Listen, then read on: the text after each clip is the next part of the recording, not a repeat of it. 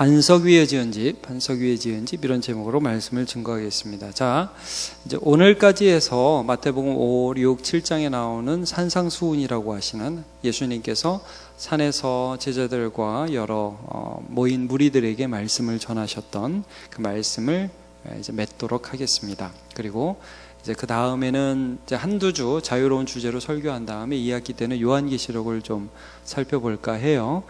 자, 그래서 오늘 이제 마무리하면서 마태복음 5장에서 6장, 7장까지의 말씀을 마무리하면서 반석 위에 지은 집이라는 제목으로 말씀을 증거할 텐데 전체적인 부분을 잠깐만 볼게요. 잠깐만. 여러분 성경 마태복음 7장 펴셨죠? 5장으로 한번 가보세요. 어떻게 이 말씀이 시작하는지. 이건 한 편의 설교입니다. 여러분 5, 6, 7장은 예수님이 한 편의 설교를 하신 거예요. 자, 맨 처음에 복이 무엇이냐라는 부분을 다루면서 팔복을 다룹니다. 기억나시죠? 그래서 여러분 복은 돈 많이 벌고 막 부자 되고 항상 건강하고 뭐 이런 부분들이 아니라 맨 먼저 뭐라고 그랬어요? 심령이 가난한 자, 그 다음에 애통하는 자, 온유한 자, 의에 줄이고 목마른 자, 그 다음에 긍휼히 여기는 자, 마음이 청결한 자, 화평케 하는 자, 의를 위하여 핍박받는 자. 이게 전혀 다른 거듭난 사람의 특징을 딱 말씀하시면서 8복, 8가지 복을 말씀하셨어요. 이게 우리라는 거예요. 예수 믿는 사람의 특징이 이런 것이라는 것이죠. 그래서 주님이 원하시는 모습은 이런 것인데 나는 그렇지 못하여서 마음이 아프고 주님이 원하시는 삶을 살고 싶고 하는 것들이 내 마음 속에 일어난다는 것입니다. 복받은 사람입니다. 그런 사람이 세상에 살 때 정체성이 그 다음에 나와요. 자, 너희는 세상이 뭐다? 소금이다. 너희는 세상에 빛이다. 그 부분이 그 다음에 나오죠. 그래서 너네가 있으므로 세상에 하나님이 어떤 분이신지를 드러낼 수 있게 될 것이다 라면서 이 내적인 변화를 하나님께서 우리 안에 일으켜 주셔서 우리 안에 외적인 어떤 행동들의 변화가 어떻게 일어날 것인가가 그 다음에 나오는데 율법에 대한 접근이 어떻게 나타나냐면 그 다음부터 이제 율법에 대한 접근이 나오는데 제가 큰 그림을 그리고 다시 한번 여러분께 설명을 드리면 이런 거죠. 사람 죽이지 마. 여기 이렇게 써 있어요. 그래서 안 죽인다. 이런 접근이 아니라 관계적인 접근이죠. 여러분 엄마가 나를 보고 있으면 이렇게 그 엄마한테 부끄럽지 않으려고 애들이 뭐 이렇게 하기도 하잖아요. 아버지와의 관계, 하나님 아버지, 나를 불러주시고 나를 위하여 자기 자신을 버리신 하나님의 아들, 그 아들을 우리에게 보내신 하나님 아버지, 그분의 마음을 내가 알게 되고 그를 믿을 때에 그 관계 안에서 율법이라는 걸 보기 시작한다는 거예요. 여기 써 있으니까 가늠하지 마, 안 가늠했어, 이게 끝이 아니라 음란한 걸 회개한다는 거예요. 내가 저 사람 안 죽였어, 감옥에 들어가니까 살인을 안 했어, 그러니까 나는 괜찮은 사람이야가 아니라 나를 불러주신 하나님 아버지가 내 마음에 저놈을 우습게 여기고 미워하고 차별하는 걸 아시니까 내 심령으로부터 그 하나님 앞에 이런 죄를 지으면 안 돼야지. 율법에 대한 접근이 완전히 다른 거예요. 율법에 대한 접근이 나 이거 안 했다가 아니라 하나님 앞에서 우리가 흔히 코람데오라고 하죠.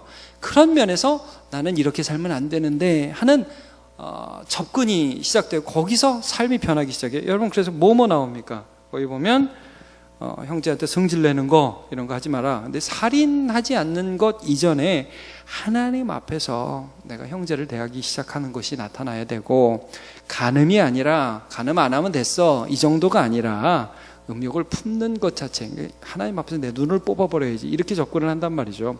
맹세하고 막 나 이런 거 안 해 말 이렇게 하는 게 아니라 겸손한 인생. 자, 계속 여러분 따라오고 계시죠? 38절부터는 원수 갚는 거에 대해서 이제 난 더 이상 저 사람 죽이고 저 사람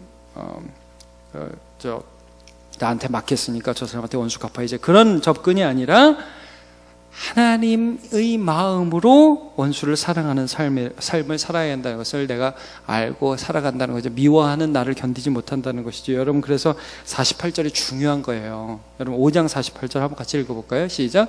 그러므로 하늘에 계신 너희 아버지의 온전하신 것 같이 너희도 온전하라. 그러니까 접근법이 여기 뭐 써 있어서 내가 안 한다가 아니라 내 아버지 앞에서, 하나님 앞에서 그 하나님을 닮기를 원하는 삶을 살아가기 시작한다. 그러니까 이 내적인 변화, 팔복에서 나타나는 내적인 변화가 어떻게 외적인 변화로 나타나느냐? 그것은 단순히 어떤 글자에 대한 반응이 아니라 하나님, 인격적 하나님에 대한 반응이라는 것이죠. 그 다음에 6장으로 가면요, 여러분 선한 행동이 세 가지가 나온다고 그랬죠. 구제, 그 다음 뭡니까? 기도, 그 다음에 16절부터는 금식 나오죠. 여러분 보시면서 따라와 보세요. 구제, 얼마나 다 좋은 일이에요. 구제, 기도, 금식 다 얼마나 좋은 일입니까? 자, 근데 여기서 굉장히 강조하는 게 뭐예요? 구제를 하기는 하되 다른 사람한테 칭찬받으려고 하지 말고 4절 보세요. 누구 앞에서 하시라고 내 구제함을 은밀하게 해라. 은밀한 중에 보시는 너희 아버지께서 갚으시리라. 그러니까 하나님과의 관계를 계속해서 강조하시는 것이에요. 자, 기도도 사람들 앞에서 막 떠들면서 기도하지 말고 나 기도 많이 한다고 보여주지 말고 거기도 6절 보세요. 똑같은 말씀 나오죠? 6절 끝에 6장 6절 끝에 보면 은밀한 중에 보시는 내 아버지께서 갚으시리라. 자, 그 다음에 또 금식도 똑같아요. 16절부터 이제 금식에 대한 말씀이 나오죠. 16절부터 쭉 보시죠. 18절 맨 끝에 어떻게 나오죠? 거기도 은밀한 중에 보시는 내 아버지께서 갚으시리라. 그러니까 아버지 하나님과의 관계에서 하는 거지 행동 자체로는 의미가 없어요. 여러분 아시겠죠? 기도는요 사람에게 보이려고 많이 할 수도 있고요, 하나님 앞에서 내가 그 하나님을 사랑하고 하나님을 의지하는 마음으로 많이 할 수도 있어요. 전자는 아무런 의미가 없는 거예요. 그냥 많이 하는 건 아무런 의미가 없어요. 근데 저는 여러분이 많이 했으면 좋겠어요. 했으면 좋겠는데 그냥 하지 않는 것이 아니라 하나님을 믿음으로 하시기를 바랍니다. 자, 그 다음에 여기 이제 재물에 관한 부분을 말씀해요. 하나님 아버지와의 관계에서 제일 걸림돌이 되는 일반적인 게 뭐냐면 돈이란 말이에요. 재물. 그것 때문에 염려하고, 그것 때문에 먹을 거, 입을 거, 잘 거, 어디서 살까 이런 거 염려하고, 건강 염려하고 이렇게 염려한단 말이에요. 그러니까 하나님과 재물을 겸하여서 두 주인을 섬길 수 없다라고 말씀하시면서 재물 너네 너무 염려하지 마. 니들이 하나님의 사랑하는 아들, 딸이야. 들의 백합화도 공중에 나는 새도 하나님 아버지께서 다 먹이시고 입히시는데 하물며 너희일까 보냐. 염려하지 마라. 이렇게 말씀을 하고 계시죠. 하나님 아버지의 관계에서 이 모든 것을 보이십니다. 그 다음에 7장으로 딱 가면요, 죄악을 좀 다뤄요. 다시 한번 이 부분을 좀 다루는데 무엇이냐면 7장 초반부에 비판하지 말라고 그러잖아요. 이건 뭐냐면 내 나쁜 것은 보지 못하고 남의 나쁜 것만 보는 나쁜 습성, 그걸 들보라고 그랬어요. 남의 티를 빼려고 하는 너 안에 들보가 있다. 그래서 이 모든 것들이 죄악인데 하나님 아버지 관계에서 너 그것부터 봐야 된다. 날마다 그거 잊지 말아라 라고 말씀을 해주고 계셔요. 그러면서 이제 산상수훈의 사실 마지막이라고 보시면 돼요. 7절부터 굉장히 유명한 말씀이죠. 구하라, 그 다음에 찾으라, 문을 두드리라. 7장 7절부터 나오죠. 유명하죠. 여러분 이게 어떤 문맥이겠어요? 야, 이제 구하기만 하면, 문을 두드리기만 하면, 막 찾기만 하면 하늘에서 막 돈이 우두두두두 떨어지고 막 건강이 막 팍팍팍 나왔고 막 사업의 문이 팍팍팍 열리고, 다 그렇다는 문맥에서 나온 게 아니라 너네가 하나님의 뜻대로 살려고 해보니까 잘 돼? 안 돼요? 안 되잖아. 니네 힘으로 하려니까 잘 안 되잖아. 그러니까 하나님 뜻대로 살아갈 수 있도록 좀 구해라 이거예요. 여러분, 그래서 이 기도해라라는 7절부터의 말씀의 결론이 무엇이냐면 12절 한번 보세요. 12절 어떻게 결론이 나죠? 그러므로 무엇이든지 남에게 대접을 받고자 하는 대로 너희도 남을 대접하라. 이것이 율법이요 선지자니라. 그러니까 네가 무엇인가 내가 이렇게 해줬으면 좋겠는데 저 사람도 그렇겠구나. 하나님 저 그렇게 쓰임 받고 싶어요. 그렇게 기도하라는 거예요. 먼저 그의 나라와 그의 의를 구하라. 그러니까 하나님의 뜻이 무엇인지 너희가 생각하면서 그 뜻대로 살아가려고 애를 쓰고 분투할 때마다 안 되잖아요. 기도하라는 것이에요. 기도해서 하나님 뜻대로 살아가고자 이렇게 계속해서 삶을 살아가라는 것이죠. 그러면서 이제 13절부터 세 가지 이 비유는 무엇이냐 하면 너희가 분별해야 된다는 거예요. 뭐가 하나님 뜻이고 뭐가 하나님 뜻이 아닌지. 첫 번째 좁은 문 넓은 문 나오죠. 뭐예요? 사람들이 많이 가는 거, 거기에 하나님의 뜻이 있다고 착각하는 경향이 있는데 조심해라. 그렇지 않다. 오히려 사람들이 많이 안 가는, 그러나 네 본성을 거스르는 그런 좁은 문과 좁은 길로 생명이 인도하는 길로 너의 삶을 살아가라. 그 다음에 뭐예요? 15절부터는 열매로 안다. 거짓 선지자에 대한 말씀이 나오죠. 좋은 나무에서 좋은 열매가 나오고 나쁜 나무에서 나쁜 열매가 나오는 거지 나쁜 나무에서 좋은 열매 나오지 않는다 라고 말씀을 하고 있으니까 열매로 그 나무에 대한 분별을 하라 이런 말씀을 하고 있어요. 그러면서 여러분 열매에서 중요한 말씀이 이 끝에 이렇게 나와 있죠. 21절 보시면요, 같이 한번 읽어볼까요? 21절 시작. 나더러 주여 주여 하는 자마다 다 천국에 들어갈 것이 아니요 다만 하늘에 계신 내 아버지의 뜻대로 행하는 자라야 들어가리라. 이 말씀 굉장히 우리가 무서워하는 말씀인데 여러분 한번 생각해 보세요. 하늘에 계신 내 아버지의 뜻이 뭘까요? 지금까지 한 전부입니다. 하나님 아버지와의 관계 속에서 하는 모든 믿음으로 하는 거 있죠. 자, 하나님 아버지의 뜻을 여러분 이렇게 생각하시면 안 됩니다. 제가 지난주 설교에도 잠깐 말씀드렸지만 1년 52주죠. 예. 한 번도 교회 안 빠지는 것은 하나님의 뜻이겠죠. 그러나 그것 자체로만 볼 수는 없어요. 여러분 굉장히 성실한 사람은 믿음이 없이도 1년 52주 한 번도 안 빠지고 교회를 나옵니다. 그건 성실이지 믿음이 아닐 수가 있습니다. 그러나 여러분 어떤 사람은 정말 교회에 오기 힘든 상황에도 주님의 말씀을 사모해서 한두 주 빠지기도 하면서라도 기를 쓰고 옵니다. 그건 믿음입니다, 여러분. 이게 다르다고요. 여기서 하나님 아버지의 뜻대로 행하는 게 여태까지 말씀드렸던 전부입니다. 나 간음 안 했어, 나 좋은 사람이야, 이게 아니라 내 안에 있는 음란함을 회개하는 거, 나 저 사람 안 죽였어, 이게 아니라 내가 저 사람을 미워하는 존재라는 것을 아는 것이에요. 그래가지고 내 안에 있는 이런 죄악들, 기도했어가 아니에요. 은밀하신 하나님 앞에서 기도하라는 거예요, 여러분.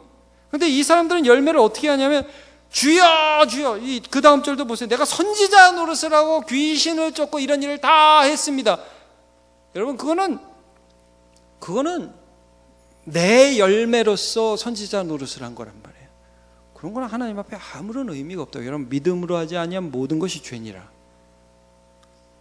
믿음으로 하지 아니한 모든 것이 죄라. 그러니까 너희가 하나님 아버지의 뜻대로 하는 삶을 살아야 한다. 그게 열매로 나타나.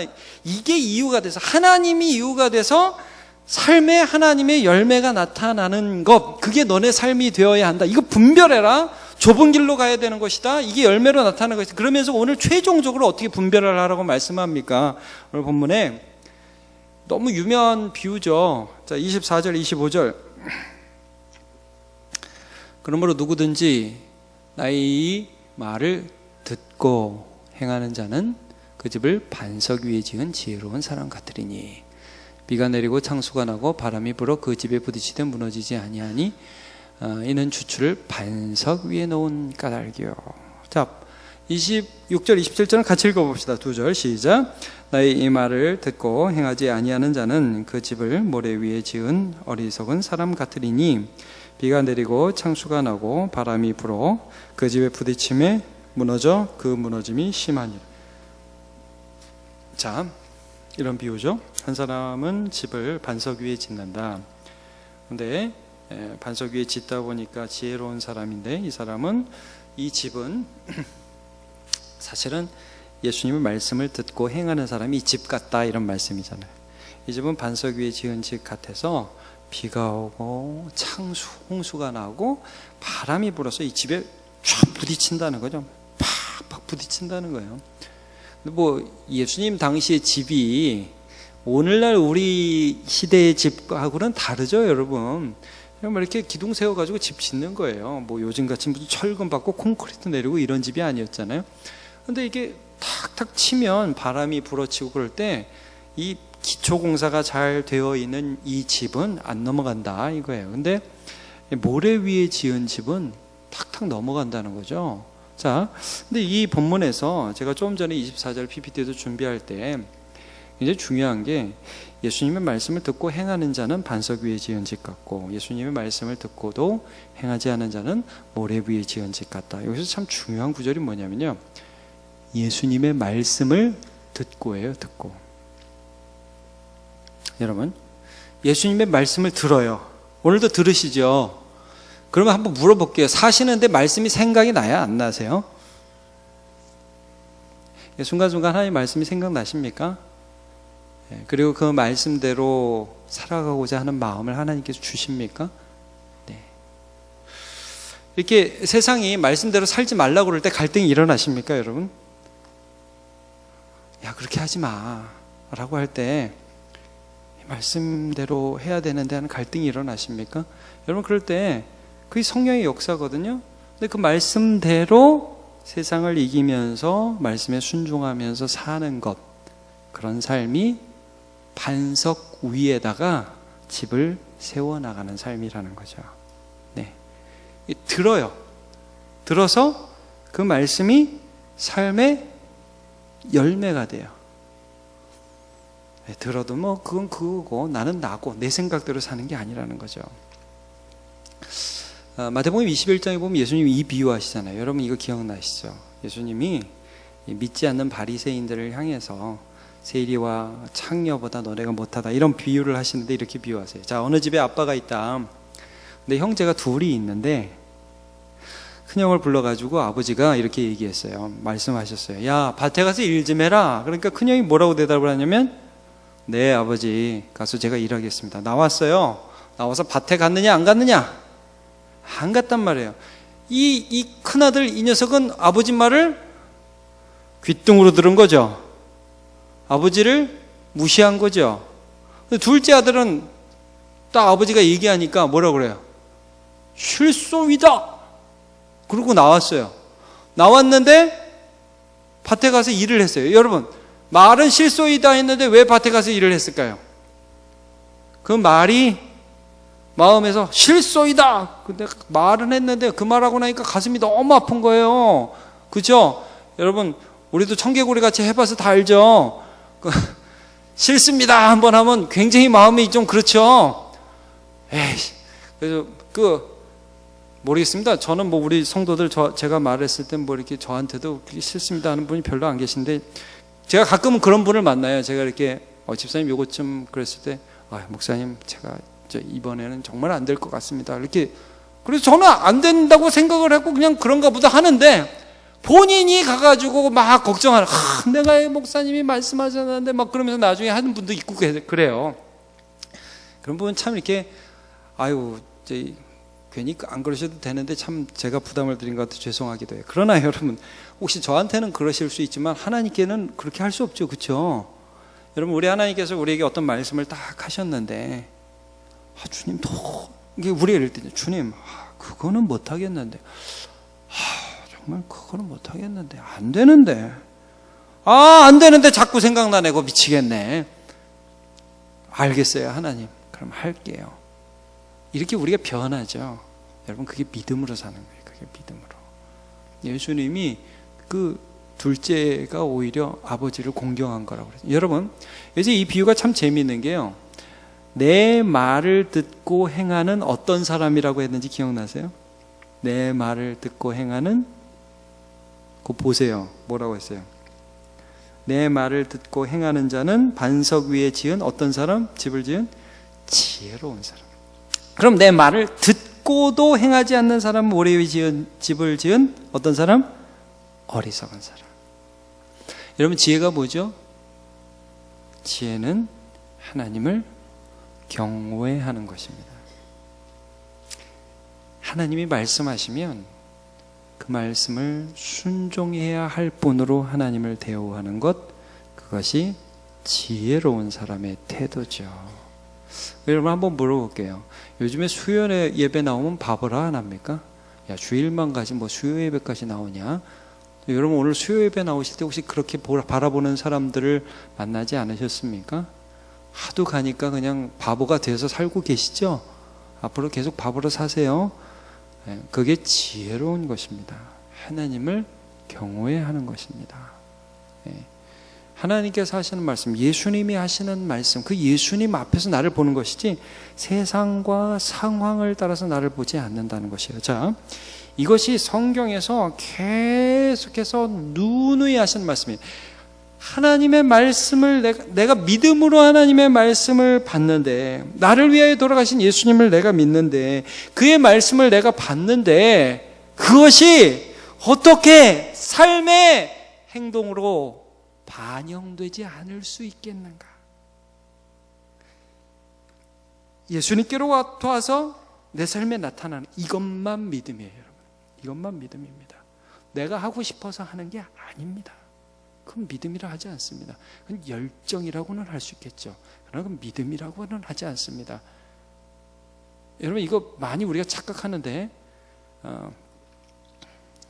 교회에서도요, 여러분 이거 잘 분별하십시오. 우리 성도들, 교회를 열심히 나온다고 다 믿음 있는 게 아닙니다. 열심히 일한다고 해서 다 믿음 있는 것이 아닙니다. 아시겠죠? 주님의 말씀에 순종하는 것만 믿음입니다. 자, 우리 성경 구절 몇 구절 보죠. 요한복음 14장 21절. 같이 시작. 나의 계명을 지키는 자라 나를 사랑하는 자니 나를 사랑하는 자는 내 아버지께 사랑을 받을 것이요 나도 그를 사랑하여 그에게 나를 나타내리라. 예수님을 사랑하는 그 마음 때문에 계명을 지키는 거예요, 여러분. 여러분 물어볼게요. 예수님 사랑하십니까? 나를 위하여 죽으신 예수님을 사랑하십니까? 네, 그것 때문에 예배에 나오고, 그것 때문에 기도하고, 그것 때문에 주님 뜻대로 살고 싶어서 몸부림치는 거, 그게 믿음입니다, 여러분. 자, 디도서 2장 14절도 한번 보겠습니다. 시작. 그가 우리를 대신하여 자신을 주심은 모든 불법에서 우리를 속량하시고 우리를 깨끗하게 하사 선한 일을 열심히 하는 자기 백성이 되게 하려 하십니다. 자기 백성, 하나님과 그의 아들, 그래서 하나님을 본받는 선한 일을 하는 백성으로 우리를 만들어 주시고자 자기 아들을 주셨다. 하나만 더 보죠. 요한일서 3장 3절. 시작. 주를 향하여 이 소망을 가진 자마다 그의 깨끗하심과 같이 자기를 깨끗하게 하느니라. 자, 모든 건 하나님과의 관계예요, 여러분. 하나님과의 관계. 여기 생명이 있어요. 그 관계 안에서 우리가 모든 것들을 하는 것입니다. 자, 그래서요, 야고보서의 말씀이 정확하게 산상수훈에 대한 주석이라고 볼 수 있습니다. 같이 한번 보도록 하죠. 시작. 내가 보거니와 믿음이 그의 행함과 함께 일하고 행함으로 믿음이 온전하게 되었느니라 말씀하고 있습니다. 믿음은요, 행함과 함께 일합니다. 여러분, 이 말씀 이해할 수 있겠죠? 내가 예수를 믿어요. 오늘 이 말씀들이 내 마음에 걸려요. 마치 요셉이 어떤 아줌마가 자기하고 동침하자고 그러는데 내가 어떻게 이 큰 악을 행하여 하나님께 죄를 범하리까? 라고 말씀한 것처럼 하나님을 항상 하나님 앞에 서서 본다는 말씀이죠. 그래서 믿음이 그의 행함과 함께 일하고, 근데 행하고 나면 믿음이 어떻게 돼요? 다시 보여주세요. 행함으로 그 믿음이 어떻게 됩니까? 어떻게 돼요? 온전하게 된다. 반석 위에 세운 집이 되는 거예요, 여러분. 그래서 여러분, 믿음으로 살다 보면요, 그 삶이 온전해져요. 자,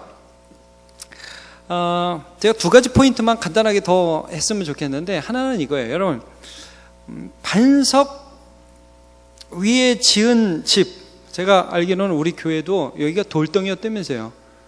제가 건축할 때 우리 교회 없었어요. 제가 이 교회를 건축할 때 우리 교회 없었어요. 그래서 모르는데 전에 듣기로 여기도 우리 남문교회가 반석 위에 지은 집이잖아요. 그렇죠? 근데 반석 위에 지은 집은 좀 불편한 게 지을 때 굉장히 어렵죠. 제가 알기도 공기가 좀 늦춰진 걸로 알고 있거든요. 맞죠? 원로 목사님. 지을 때 좀 공기가 늦춰진 걸로 알고 있어요. 여러분, 모래 위에는 왜 사람들이 왜 모래 위에 집을 짓죠? 근데 쉽게 지으려니까요. 빨리 지으려니까. 결과만 내면 되잖아요. 그렇게 하면 모래 위에 줘도 돼요. 근데 이제 그럼 무너지는 거죠. 자, 여러분, 신앙에 있어서 우리가 신앙이 잘한다라고 하는 것은 결과물만 보고 빨리 달려가면 그거는 무너지는 일입니다.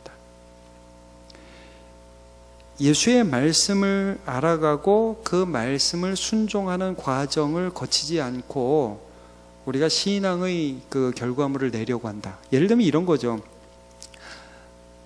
우리 모든 성도가 말씀 앞에서 나의 죄를 통회하면서 믿음으로 살아가기 원하는 그런 삶들을 아주 천천히 그러나 한 스텝 한 스텝 밟아가면서 신앙생활하고 교회를 세워가는 것이 정석이지, 우리 교회가 단순히 숫자가 많아지는데 급급하면 안 되죠.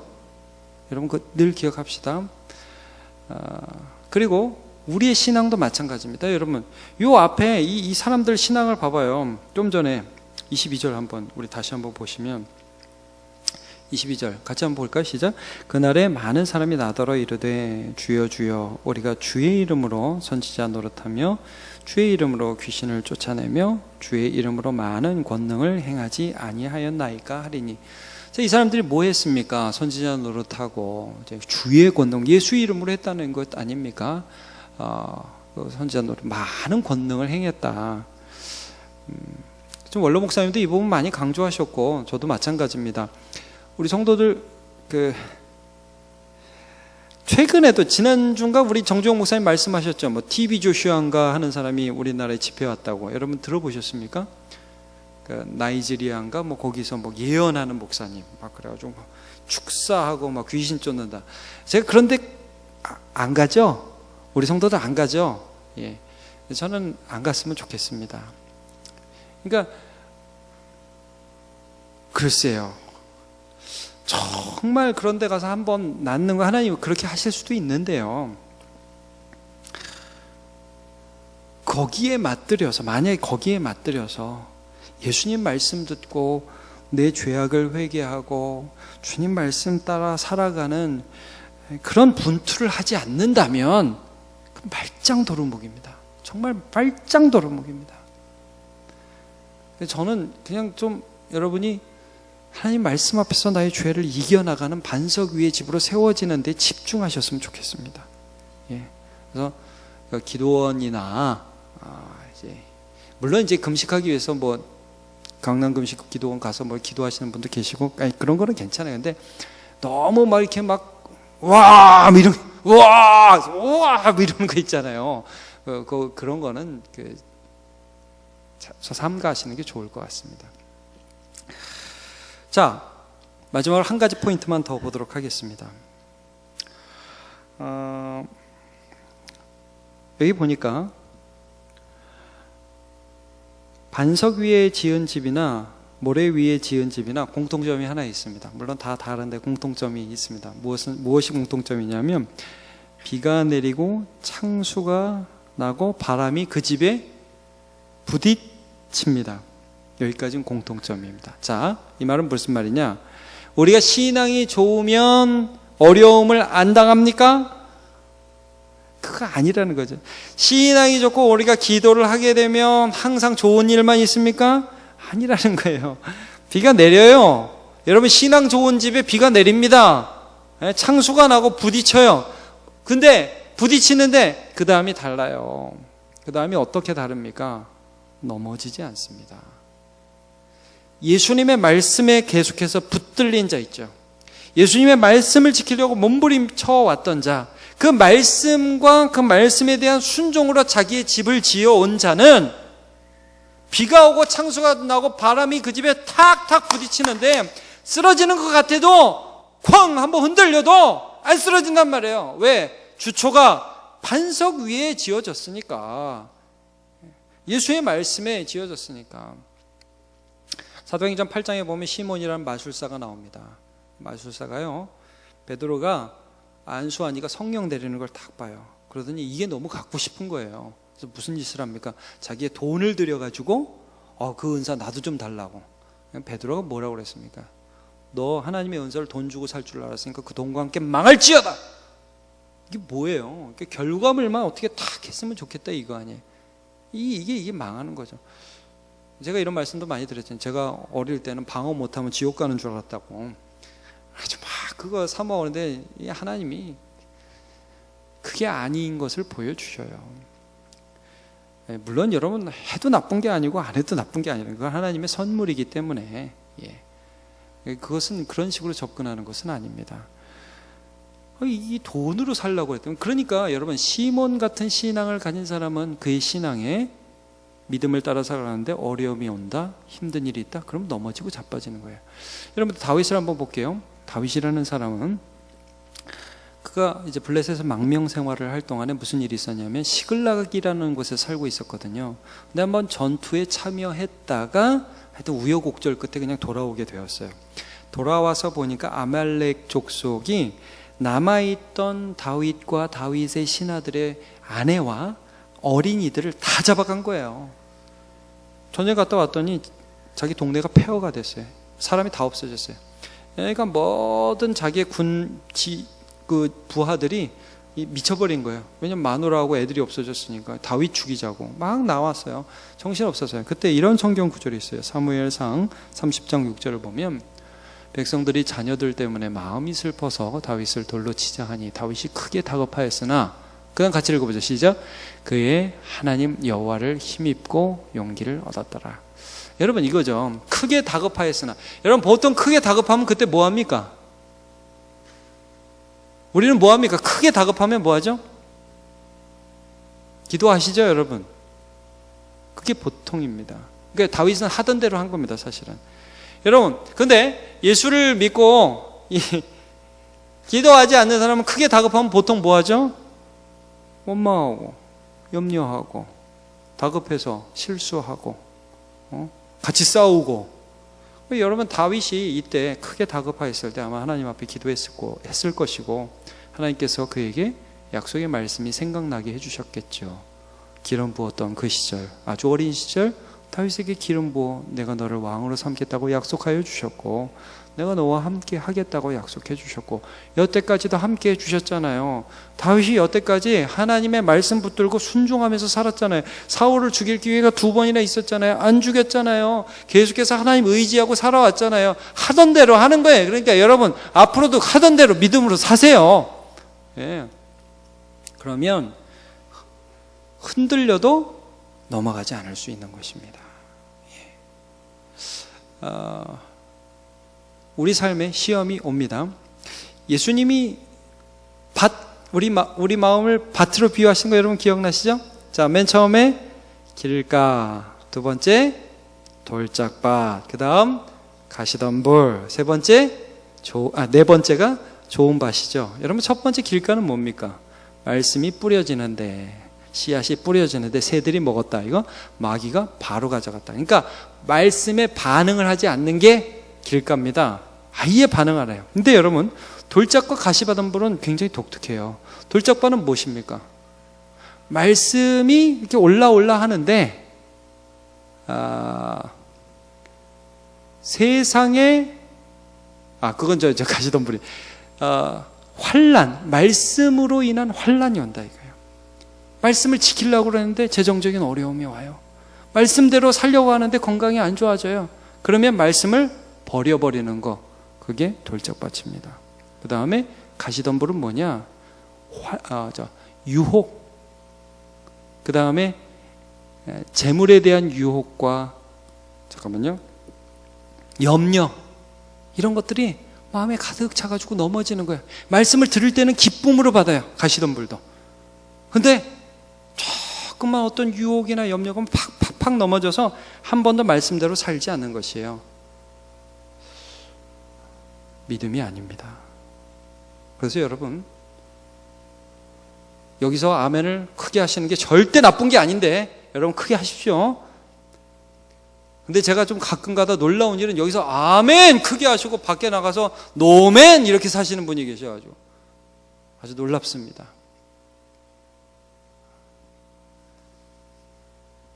여러분 성령님은 그 말씀대로 살아갈 때, 예수님 사랑해서 그 말씀대로 살아갈 때 그 말씀의 끝이 절망과 실망이 아닌 생명이라는 것을 저와 여러분의 삶에 반드시 보여주실 것입니다.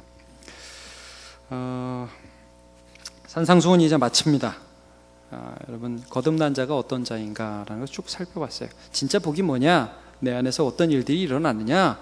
심의 온이 극마화의, 여러분 심의 온의 극마화의, 이게 무슨 불교 용어가 아닙니다. 아시겠죠? 심령이 가난하고 애통하고 온유하고 의에 줄이고 목마르고 긍휼히 여기고 마음이 청결하고 화평케 하고 의를 위하여 핍박받나, 이게 진짜 복이라는 것입니다. 여러분, 하여튼 100% 잘할 수 없어요. 죄 한 번도 안 짓고 사는 사람 없습니다. 아시겠죠? 근데 죄를 안 짓고 살 수는 없지만 하나님 말씀 붙들고 하나님 앞에서 살 수는 있습니다. 죄를 지어도 그냥 빨리 주님 그리고 붙잡고, 하나님 오늘 나에게 뭘 원하세요? 그리고 다시 주님께 돌아와서 하나님 내가 미워하는 게 있습니까? 그걸 자꾸 하나님 앞에서 분투하면서 이기려 하고, 그 다음에 자기 자랑하는 그런 반열에 들어서지 않고 겸허하게 하나님 앞에 무릎 꿇고 기도하고 하나님 뜻대로 살게 해주세요. 염려를 내어 맡기고 재물과 돈에 사로잡히지 않으면 하나님 앞에 살아가고, 이게 하나님의 뜻대로 살아가는 것이라는 것입니다. 그렇게 살아가고 좁은 길로 가고 거짓 선지자같이 말만 번지르고 자기 열매 맺는 사람 살지 말고 예수님의 열매 맺는 사람으로 살아가라. 반석 위에 지은 집으로 살아가라. 이게 산상수훈 한 편의 설교였습니다. 예수님의 한 편의 설교. 말씀대로 살아갈 때 하나님의 놀라운 은혜를 경험하는 저와 여러분 되시길 축복합니다.